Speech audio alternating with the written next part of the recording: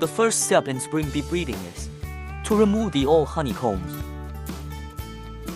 The queen has stopped laying eggs in these frames.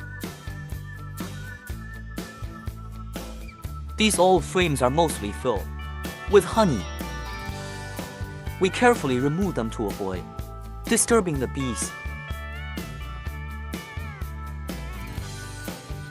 We place the honey-filled frames on the outside of the hive, allowing the bees to finish eating the remaining honey. Gently shake the bees off the frames.